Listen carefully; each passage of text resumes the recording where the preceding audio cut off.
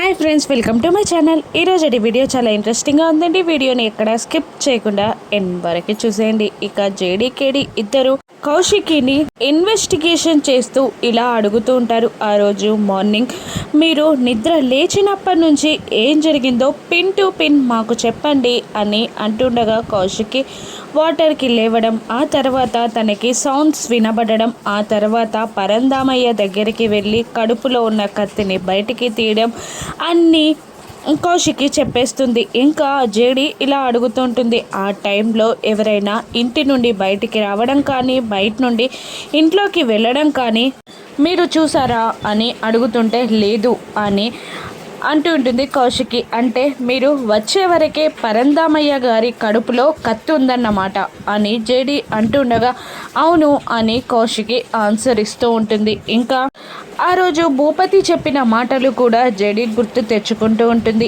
ఇంకా జేడి ఇలా అడుగుతుంటుంది, అంతేకాదు మేడం, ఇంకా ఏ చిన్న ఇన్ఫర్మేషన్ మీకు తెలిసినా మాకు చెప్పండి, మాకు అది చాలా యూస్ఫుల్ అవుతుంది. ఆ టైంలో ఎవరైనా ఇంట్లో మెలకుగా ఉన్నారా, ఏదైనా సౌండ్స్ వినబడ్డాయా, ఎవరైనా వచ్చారా, ఎవరైనా వెళ్ళారా, ఒక్కసారి గుర్తు చేసుకొని చెప్పండి మేడం అని జేడి ప్రశ్నిస్తూ ఉండగా ఇక కౌశికి ఒక్క నిమిషం ఆలోచించి ఇలా అంటుంటుంది, నా తమ్ముడు యువరాజ్ని నేను పరందామయ్య అదే మా మామయ్య గారి రూమ్లో చూశాను అని అనేస్తుంది. దాంతో జేడి, కేడి, నిషి, వైజయంతి షాక్ అవుతూ ఉంటారు. అబ్బా చెప్పేసిందిరా కౌశికి, చెప్పదు అనుకున్నాను అని కమలాకర్ మాత్రం మనసులో అనుకుంటూ ఉంటాడు. ఇక నిషి, వైజయంతి ఒక్కసారే కౌశికిపై దాడికి వస్తూ ఉంటారు. ఏంటమ్మి కేసు నీ నుండి నా కొడుకు మీదికి మరలిస్తున్నావా, నువ్వు తప్పించుకోవడానికి నా కొడుకు మీద నెట్టేస్తున్నావా అని వైజయంతి, నిషి ఒకేసారి కౌశికిని నిలదీస్తూ ఉండగా ఇక జేడి అడ్డుపడుతూ ఉంటుంది. ఎందుకంత టెన్షన్ పడుతున్నారు మీరు, ఇన్వెస్టిగేషన్ చెయ్యనివ్వండి అని వాళ్ళని ఆపి యువరాజ్ దగ్గరికి వెళ్ళి, యువరాజ్ ఆ టైంలో నువ్వు ఆ రూమ్లో ఏం చేస్తున్నావు అని అడుగుతుండగా మా అక్క చెప్పింది కదా ఆల్రెడీ ఛార్జర్ కోసం వెళ్ళానని అని అంటూ ఉంటాడు యువరాజ్.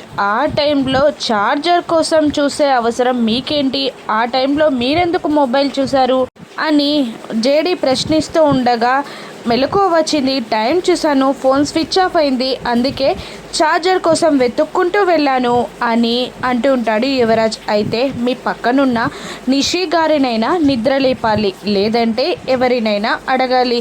ఖచ్చితంగా పరందామయ్య గారి రూమ్లోకి మీరెందుకు వెళ్ళారు, తెల్లవారేసరికి ఛార్జింగ్ పెట్టుకోవచ్చు కదా, మీరు అంత హడావుడిగా ఆ రూమ్లో ఏం చేయడానికి వెళ్ళారు అని జేడి ప్రశ్నిస్తూ ఉండగా ఇక యువరాజ్ తడబడుతూ ఉంటాడు. సరే యువరాజ్, ఈ రోజుడికి ఈ ప్రశ్నలతో ఆపేస్తున్నాను, కానీ నీ లక్ బాగుంటే మళ్ళీ నీతో ఇన్వెస్టిగేషన్ మొదలు పెట్టాల్సి వస్తుందేమో.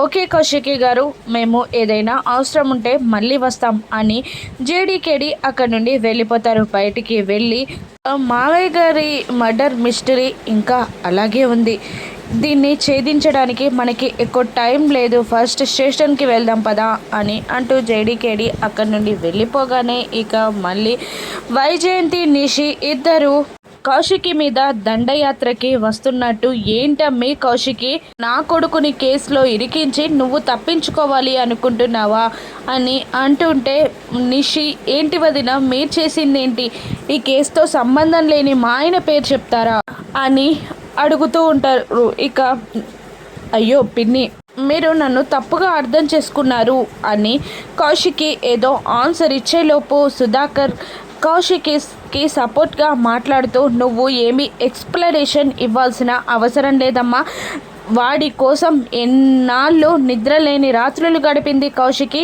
ఎన్నాళ్ళు పోలీసు మెట్లు ఎక్కింది కౌశికి, ఆ మాత్రం మీకు తెలీదా, వెళ్ళండి అని వైజయంతి, నిషిని కసురుతూ ఉంటాడు సుధాకర్. ఇక లేదు, ఏదైనా తప్పు జరిగి కేసు నా కొడుకు మీదికి వస్తే మాత్రం నా శవాన్నే చూస్తారు మీరు అంటూ వైజయంతి బెదిరిస్తూ అక్కడి నుండి వెళ్ళిపోతారు. ఇక వైజయంతి నిషి ఇద్దరు మాట్లాడుకుంటూ ఉంటారు. ఏదేదో చేస్తున్నారు, కావాలనే మా ఆయన్ని ఇందులో ఇరికిస్తున్నారు అని నిషి అంటూ ఉండగా, అవునమ్మి అంత దూరం నేను రాణిస్తానా, నేను లేనా అని వైజయంతి అంటూ ఉంటుంది. ఆ రోజు ఆ ఇంటికి వెళ్ళొద్దు అని నేను చెప్పాను, కానీ ఆయనే మనల్ని పట్టుకొని తీసుకెళ్లారు. ఇప్పుడు ఇలా జరిగింది అని వైజయంతిని నిషి అంటూ ఉండగా, అంత దూరం నేను రానియనమ్మి, నా కొడుక్కి ఏదైనా జరిగితే నేను చంపడానికి కూడా సిద్ధమే అని వైజయంతి అంటుంటుంది. అప్పుడే దివ్యాంక ఫోన్ వస్తుంది. ఇక చాలా డల్గా నిషి మాట్లాడడంతో,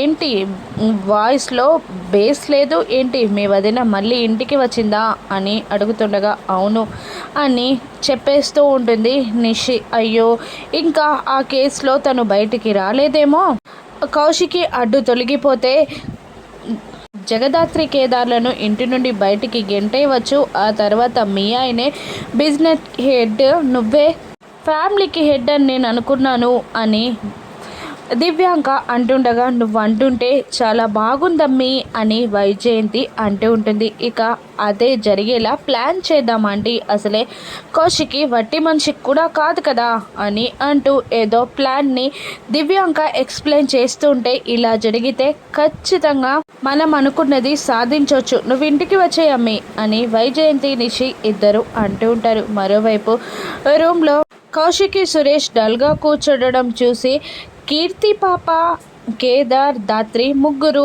రూమ్ డోర్ని కాస్త ఓపెన్ చేసి, మాకు బోర్గా ఉంది ఇంట్లో, మేం బయటికి వెళ్తున్నాం, ఎవరైనా వస్తారా అని అంటూ ఉండగా, ఇక కౌశికి సురేష్ మాత్రం సమాధానం ఇవ్వరు. ఇక మళ్ళీ దాత్రి అదే డైలాగ్ని రిపీట్ చేస్తూ ఉండగా, కౌశికి నవ్వేసి మేం వస్తాం అని అనేస్తుంది. అమ్మయ్య, నవ్వేశారా, పదండి వదిన, రోజంతా ఇంట్లో ఉండి ఇలాగే ఉంటారు మీరు, కాసేపు బయటికి వెళ్దాం పదండి అని అంటూ కౌశికిని తీసుకొని బయటికి వస్తూ ఉంటారు దాత్రి కేదార్లు. అదే టైంలో నిషి, వైజయంతి ఇల్లంతా డెకరేట్ చేసి ఒక టేబుల్ వేసి కేక్ పెట్టి దివ్యాంక బర్త్డే పార్టీని సెలబ్రేట్ చేస్తూ ఉంటారు. ఇక అదిగో వదిన వస్తుంది అని నిషి అంటుండగా, యువరాజ్ ఎవరికి వినబడకుండా ఇప్పుడు ఇవన్నీ అవసరమా అని అడుగుతుండగా, అవసరమే అబ్బి, నువ్వు ఆగు అని వైజయంతి అంటుంటుంది. బాబాయ్ మీరైనా చెప్పండి అని కమలాకర్ని అంటుండగా, కౌశికిని కంట్రోల్ చేయడానికి దివ్యాంక రావాల్సిందే,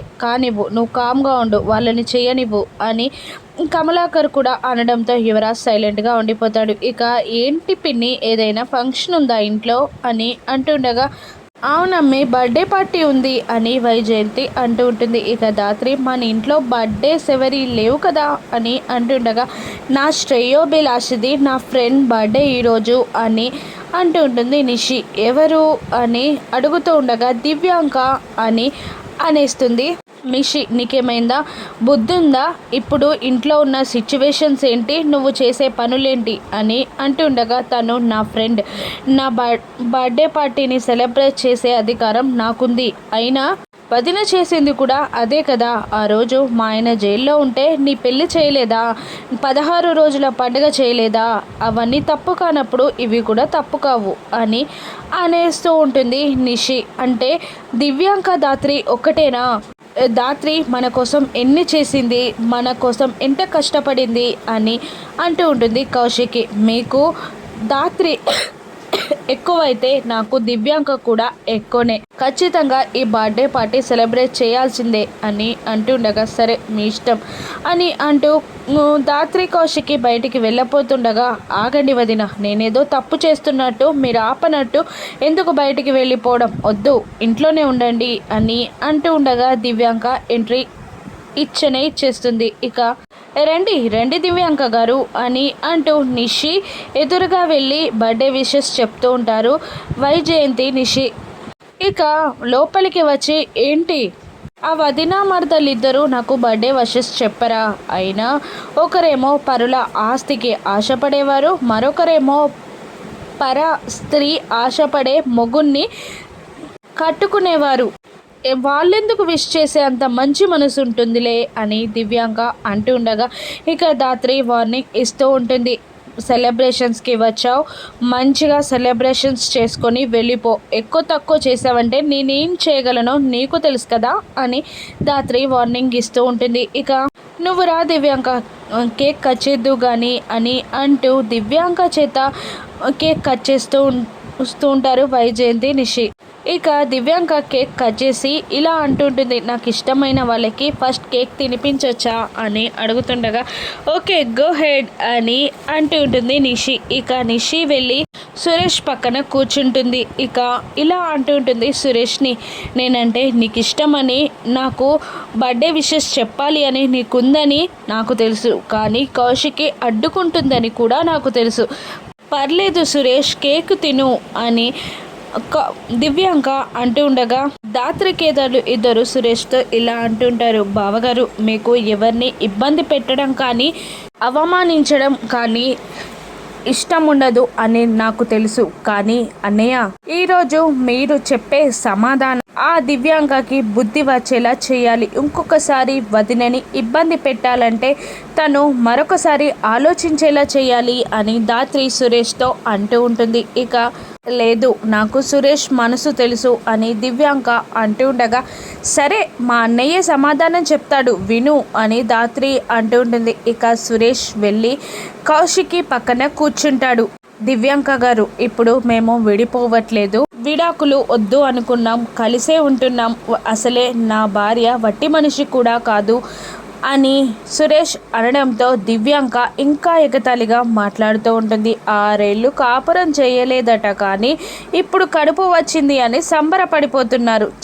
ఏంటో ఈ లోకం అని కౌశికి గుచ్చి దివ్యాంక ఎగతాళిగా మాట్లాడగానే సురేష్ వెళ్ళి దివ్యాంక చెంపని పగలకొట్టి చెయ్యి చూపిస్తూ బెదిరిస్తూ ఉంటాడు. ఇంకొకసారి నా భార్య గుచ్చి ఎవరైనా అమర్యాదగా మాట్లాడితే నేను ఊరుకోను, వాళ్ళ సంగతి చెప్పే వరకు నేను నిద్రపోను అని గట్టిగా వార్నింగ్ ఇస్తూ ఉంటాడు సురేష్. దాంతో దివ్యాంక నిషి వైజయంతి అందరూ షాక్ అవుతూ ఉంటారు. ఇంకా కౌశికిని ఇబ్బంది పెట్టడానికి దివ్యాంక ఏం ప్లాన్ చేయనుంది? దాత్రి ఆపగలదా?